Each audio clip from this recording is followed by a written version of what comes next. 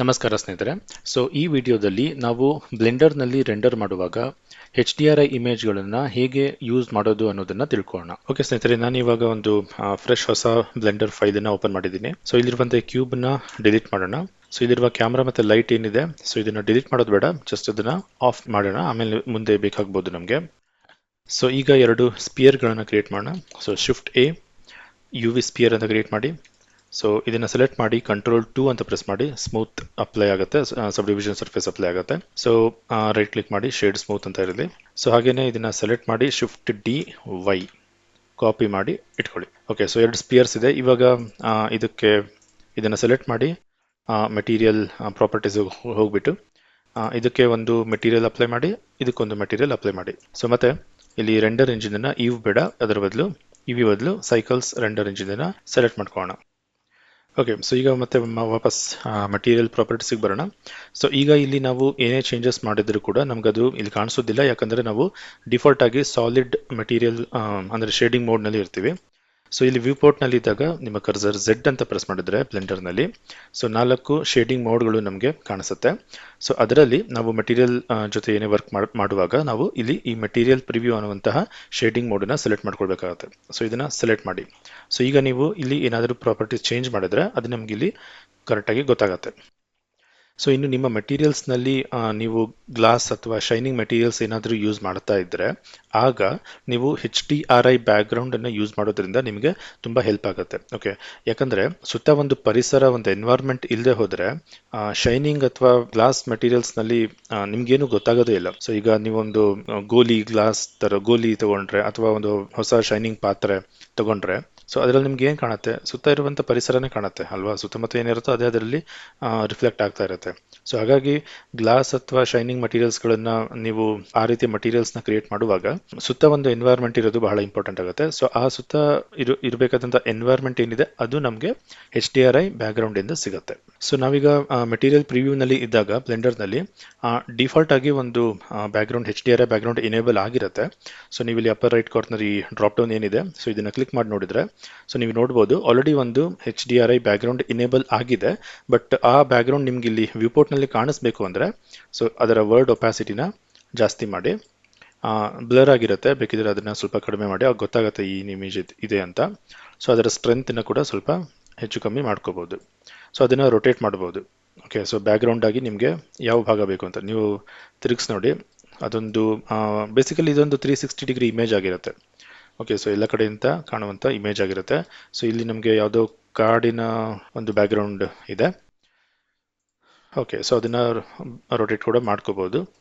ಇನ್ನು ಈ ಎರಡು ಸ್ಪಿಯರ್ ಏನಿದೆ, ಸೊ ಒಂದನ್ನು ಸೆಲೆಕ್ಟ್ ಮಾಡಿ. ಸೊ ಒಂದನ್ನು ಗ್ಲಾಸ್ ಥರ ಕ್ರಿಯೇಟ್ ಮಾಡೋಣ. ಸೊ ಗ್ಲಾಸ್ ಥರ ಕ್ರಿಯೇಟ್ ಮಾಡಬೇಕು ಅಂದರೆ ಅದರ ಟ್ರಾನ್ಸ್ಮಿಷನ್ ವ್ಯಾಲ್ಯೂನ ಫುಲ್ 1 ಮಾಡಬೇಕು. ಅಂದರೆ ಅದರ ಟ್ರಾನ್ಸ್ಪರೆನ್ಸಿನ ಜಾಸ್ತಿ ಮಾಡಬೇಕು. ಸೊ ಟ್ರಾನ್ಸ್ಪರೆಂಟ್ ಆಗಿರುತ್ತಲ್ವ ಗ್ಲಾಸ್, ಸೊ ಟ್ರಾನ್ಸ್ಮಿಷನ್ ಜಾಸ್ತಿ ಮಾಡಿದರೆ ಟ್ರಾನ್ಸ್ಪರೆನ್ಸಿ ಜಾಸ್ತಿ ಆಗುತ್ತೆ. 1 ಅಂತ ಇಡಿ ಕಂಪ್ಲೀಟಾಗಿ ಟ್ರಾನ್ಸ್ಪರೆಂಟ್ ಆಗಿ ಇರುತ್ತೆ. ಸೊ ಜೊತೆಗೆ ಅದರ ರಫ್ನೆಸ್ ಏನಿರುತ್ತೆ, ಸೊ ಟ್ರಾನ್ಸ್ಪರೆಂಟ್ ಆಗಿರುತ್ತೆ ಬಟ್ ರಫ್ನೆಸ್ ಜಾಸ್ತಿ ಇರೋದ್ರಿಂದ ಈ ರೀತಿ ಒಂದು ರಫ್ ಆಗಿ ಕಾಣಿಸ್ತಾ ಇದೆ, ಒಂದು ಫ್ರಾಸ್ಟೆಡ್ ಗ್ಲಾಸ್ ಅಂತಾರಲ್ಲ ಆ ಥರ ಕಾಣಿಸ್ತಾ ಇದೆ. ನೀವು ಅದರ ರಫ್ನೆಸ್ನ ಕಡಿಮೆ ಮಾಡಿದರೆ ಅದು ಕಂಪ್ಲೀಟ್ ಆಗಿ ಒಂದು ಗ್ಲಾಸ್ ಬಾಲ್ ಥರ ಕಾಣಿಸುತ್ತೆ. ಸೊ ಸುತ್ತ ಇರುವಂಥ ಎನ್ವೈರ್ಮೆಂಟ್ ಅದರಲ್ಲಿ ರಿಫ್ಲೆಕ್ಟ್ ಆಗ್ತಾ ಇರುತ್ತೆ. ಇನ್ನು ಇದನ್ನ ಇದಕ್ಕೆ ಒಂದು ಸ್ವಲ್ಪ ಗೋಲ್ಡ್ ಥರ ಕಲರ್ ಕೊಡೋಣ. ಸೊ ಇದರ ಮೆಟಾಲಿಕ್ ವ್ಯಾಲ್ಯೂನ ಫುಲ್ ಜಾಸ್ತಿ ಮಾಡೋಣ, ಇದರ ರಫ್ನೆಸ್ನ ಒಂಚೂರು ಕಡಿಮೆ ಮಾಡ್ಕೊಳ್ಳೋಣ. ಸೊ ಇದರಲ್ಲೂ ಕೂಡ ನೀವು ನೋಡ್ಬೋದು ಸುತ್ತ ಇರುವಂಥ ಎನ್ವೈರ್ಮೆಂಟ್ ಲೈಟಾಗಿ ರಿಫ್ಲೆಕ್ಟ್ ಆಗ್ತಾ ಇರುತ್ತೆ. ಓಕೆ ಸ್ನೇಹಿತರೆ, ಈಗ ನಾವು ಮೆಟೀರಿಯಲ್ ಪ್ರಿವ್ಯೂನಲ್ಲಿ ಇದ್ದೀವಿ, ಹೀಗೆ ಕಾಣಿಸ್ತಾ ಇದೆ. ಸೊ ಇದನ್ನು ರೆಂಡರ್ ಮಾಡಿದರೆ ಅಲ್ಲಿ ಹೇಗೆ ಕಾಣುತ್ತೆ ಅನ್ನೋದನ್ನು ನಾವು ಇಲ್ಲೇ ಮತ್ತೆ ರೆಂಡರ್ ಪ್ರಿವ್ಯೂ ನೋಡ್ಬೋದು ಅಲ್ವಾ. ಸೊ ಅದಕ್ಕೆ ಮತ್ತೆ Z ಪ್ರೆಸ್ ಮಾಡಿ. ಸೊ ಇಲ್ಲಿ ಮೇಲ್ಗಡೆ ರೆಂಡರ್ಡ್ ವ್ಯೂ ಇದೆ, ಅಂದರೆ ರೆಂಡರ್ ಪ್ರಿವ್ಯೂ ಇದೆ. ಸೊ ಇದನ್ನ ಕ್ಲಿಕ್ ಮಾಡಿದರೆ ಸೊ ಆ್ಯಕ್ಚುಲಿ ರೆಂಡರ್ ಮಾಡಿದರೆ ಇದು ಹೇಗೆ ಬರುತ್ತೆ ಅಂತ ಗೊತ್ತಾಗುತ್ತೆ. ಬಟ್ ಇದರಲ್ಲಿ ಏನು ಗೊತ್ತಾಗ್ತಾ ಇಲ್ಲ, ಏನು ಲೈಟ್ಸ್ ಏನೂ ಇಲ್ಲ. ಸೊ ಒಂದೇ ಒಂದು ಲೈಟ್ ನಮ್ಮ ಹತ್ರ ಇದೆ ಆ್ಯಕ್ಚುಲಿ. ಸೊ ಅದನ್ನು ಆನ್ ಮಾಡೋಣ. ಸೊ ಅದನ್ನು ಆನ್ ಮಾಡಿದ್ರೂ ಕೂಡ ಅಂಥ ಡಿಫ್ರೆನ್ಸ್ ಏನೂ ಆಗ್ತಾ ಇಲ್ಲ. ಸೊ ಯಾಕಂದರೆ ಇಲ್ಲಿ HDRI ಇನೇಬಲ್ ಆಗಿಲ್ಲ. ಓಕೆ, ಸೊ ರೆಂಡರ್ಡ್ ಪ್ರಿವ್ಯೂನಲ್ಲಿ ಡಿಫಾಲ್ಟ್ ಆಗಿ HDRI ಇನೇಬಲ್ ಆಗಿರಲ್ಲ. ಸೊ ಅದನ್ನು ನಾವೇ ಇನೇಬಲ್ ಮಾಡ್ಕೋಬೋದು. ಅದು ತುಂಬ ಸಿಂಪಲ್ ಆಗಿದೆ. ಜಸ್ಟ್ ಇಲ್ಲಿ ಮತ್ತೆ ಇದೇ ಡ್ರಾಪ್ ಡೌನ್ ಮೆನುಗೆ ಬನ್ನಿ. ಇಲ್ಲಿ ಜಸ್ಟ್ ಈ ಸೀನ್ ವರ್ಲ್ಡ್ ಅಂತ ಏನಿದೆ ಇದನ್ನು ಆಫ್ ಮಾಡಿ. ಸೊ ಅದನ್ನು ಆಫ್ ಮಾಡ್ತಾ ಇದ್ದ ಹಾಗೆ ರೆಂಡರ್ ಪ್ರಿವ್ಯೂನಲ್ಲೂ ಕೂಡ HDRI ಇನೇಬಲ್ ಆಗುತ್ತೆ. ಸೊ ಮತ್ತೆ ನೀವು ನಿಮಗೆ ಬೇಕಾದಂತಹ 8 HDRI ಯಾವ್ದು ಬೇಕಾದರೂ ಸೆಲೆಕ್ಟ್ ಮಾಡ್ಕೋಬೋದು. ಸೊ ಅದರ ಸ್ಟ್ರೆಂತ್ನ ಜಾಸ್ತಿ ಮಾಡ್ಬೋದು, ವರ್ಡ್ ಒಪಾಸಿಟಿನ ಇಲ್ಲಿ ಹೇಗೆ ಕಾಣುತ್ತೆ ಅದನ್ನೆಲ್ಲ ಕೂಡ ಇಲ್ಲೂ ಜಾಸ್ತಿ ಚೇಂಜ್ ಮಾಡ್ಕೋಬಹುದು. ಸೊ ಈಗ ನಾವೇನು ನೋಡ್ತಾ ಇದ್ದೀವಿ, ಇದು ವ್ಯೂ ಪೋರ್ಟ್ನಲ್ಲಿ HDRI ಎನೇಬಲ್ ಆಗಿದೆ. ಬಟ್ ನೀವು ಇದನ್ನ ಒಂದು ವೇಳೆ ರೆಂಡರ್ ಮಾಡಿದ್ರೆ ಅಲ್ಲಿ ಮತ್ತೆ ರೆಂಡರ್ನಲ್ಲಿ ಈ HDRI ಬರೋದಿಲ್ಲ.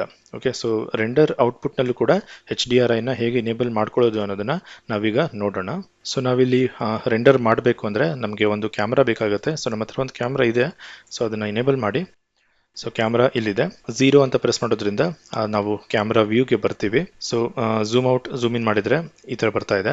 ಎನ್ ಅಂತ ಪ್ರೆಸ್ ಮಾಡಿ. ಸೊ ಪಕ್ಕದಲ್ಲಿ ಈ ಟ್ಯಾಬ್ನ ಓಪನ್ ಮಾಡ್ಕೊಳ್ಳಿ. ಇಲ್ಲಿ ವ್ಯೂ ಅಂತ ಇದೆಯಲ್ಲ, ಸೊ ಅಲ್ಲಿ ಹೋಗ್ಬಿಟ್ಟು ಇದನ್ನ ಸ್ವಲ್ಪ ಝೂಮ್ ಮಾಡ್ಕೊಳ್ಳಿ. ಕ್ಯಾಮ್ರಾ ಟು ವ್ಯೂ ಅಂತ ಇದೆ, ಸೊ ಇದನ್ನ ಪ್ರೆಸ್ ಮಾಡಿದ್ರೆ ಸೊ ನೀವು ಕ್ಯಾಮ್ರಾ ಒಳಗಡೆ ಇರುವಂತ ವ್ಯೂ ಪೋರ್ಟ್ನ ಅಂದ್ರೆ ಆ ಕ್ಯಾಮ್ರಾ ವ್ಯೂನ ಅಡ್ಜಸ್ಟ್ ಮಾಡ್ಕೋಬಹುದು. ಸೊ ಕ್ಯಾಮ್ರಾ ವ್ಯೂನ ನಾವು ಈ ತರ ಇಟ್ಕೊಳ್ಳೋಣ. ಸೊ ಕ್ಯಾಮ್ರಾ ವ್ಯೂ ಅಡ್ಜಸ್ಟ್ ಆಗ್ತಾ ಇದ್ದ ಹಾಗೆ ಮತ್ತೆ ಈ ಕ್ಯಾಮ್ರಾ ವ್ಯೂ ಆಫ್ ಮಾಡಿ. ಸೊ ಎನ್ ಅಂತ ಪ್ರೆಸ್ ಮಾಡಿ, ಅದು ಮತ್ತೆ ಆಫ್ ಆಗುತ್ತೆ.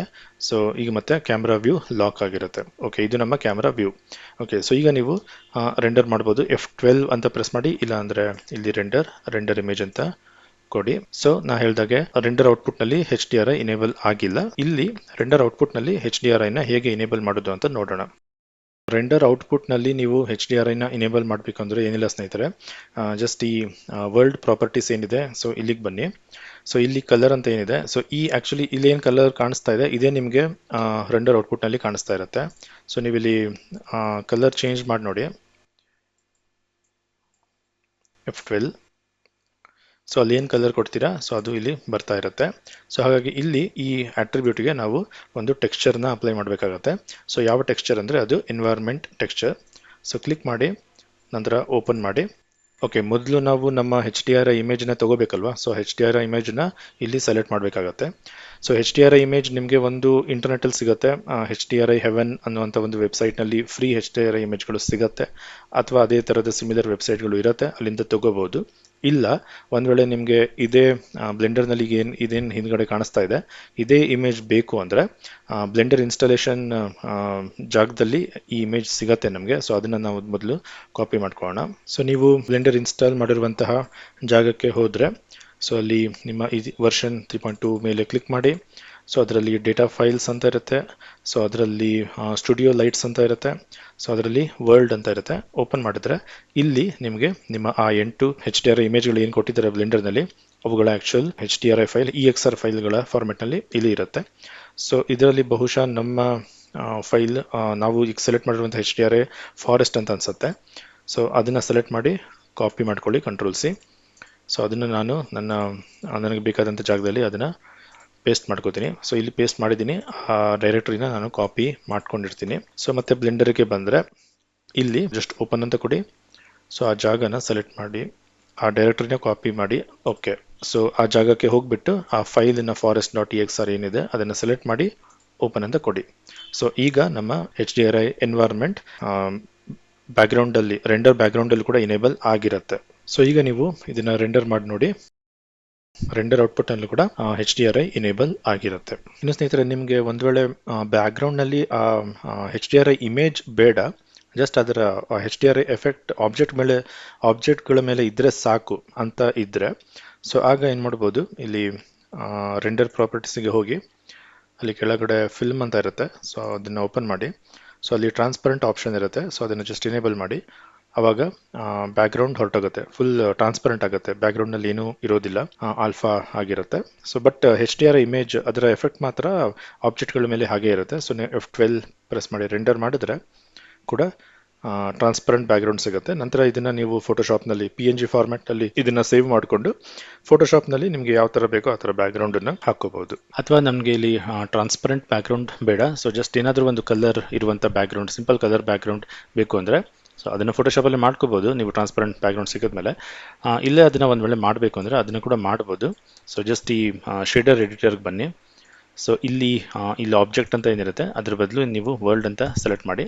ಸೊ ವರ್ಲ್ಡ್ ಅಂತ ಸೆಲೆಕ್ಟ್ ಮಾಡಿದಾಗ ನೀವು ಇಲ್ಲಿ ವರ್ಲ್ಡ್ ಪ್ರಾಪರ್ಟೀಸ್ನಲ್ಲಿ ಏನು ಬ್ಯಾಕ್ಗ್ರೌಂಡ್ ಸೆಟ್ ಮಾಡಿರ್ತೀರಾ ಸೊ ಅದು ನಿಮಗೆ ಇಲ್ಲಿ ಕಾಣಿಸ್ತಾ ಇರುತ್ತೆ. ಸೊ ಬ್ಯಾಕ್ಗ್ರೌಂಡ್ ಅದಕ್ಕೆ ನಾವು ಅಟ್ಯಾಚ್ ಮಾಡಿರುವಂಥ ನಮ್ಮ ಫಾರೆಸ್ಟ್ HDRI ಇಮೇಜ್ ಏನು ಅಟ್ಯಾಚ್ ಮಾಡಿದ್ವಿ ಅದು ನಿಮಗೆ ಇಲ್ಲಿ ಕಾಣಿಸ್ತಾ ಇದೆ. ಸೊ ನಾವಿಲ್ಲಿಗೆ ಏನು ಮಾಡ್ತೀವಿ ಅಂದರೆ ಒಂದು Shift A ಅಂತ ಪ್ರೆಸ್ ಮಾಡಿ, Shift A ಸರ್ಚ್, ಒಂದು ಮಿಕ್ಸ್ ಶೇಡರ್ನ ತಗೊಳ್ಳಿ, ಮಿಕ್ಸ್ ಶೇಡರ್. ಸೊ ಈ ಮಿಕ್ಸ್ ಶೇಡರ್ ಏನು ಮಾಡುತ್ತೆ, ಯಾವುದೇ ಎರಡು ಶೇಡರ್ಗಳನ್ನು ಮಿಕ್ಸ್ ಮಾಡುತ್ತೆ. ಓಕೆ, ಸೊ ನಾವಿಲ್ಲಿ ಮೇಲ್ ಮಾಡ್ತೀವಿ, ಸ್ವಲ್ಪ ಹಿಂದೆ ತಗೊಳ್ಳಿ. ಸೊ ಇದನ್ನು ಇದ್ರ ಮೇಲೆ ಈ ಲೈನ್ ಮೇಲೆ ತಗೊಳ್ಳಿ. ಸೊ ಇವಾಗ ಇರುವಂಥ ಕರೆಂಟ್ ಬ್ಯಾಕ್ಗ್ರೌಂಡ್ ಏನಿದೆ ಇದನ್ನು ಒಂದು ಶೇಡರ್ಗೆ ಹಾಕೋಣ.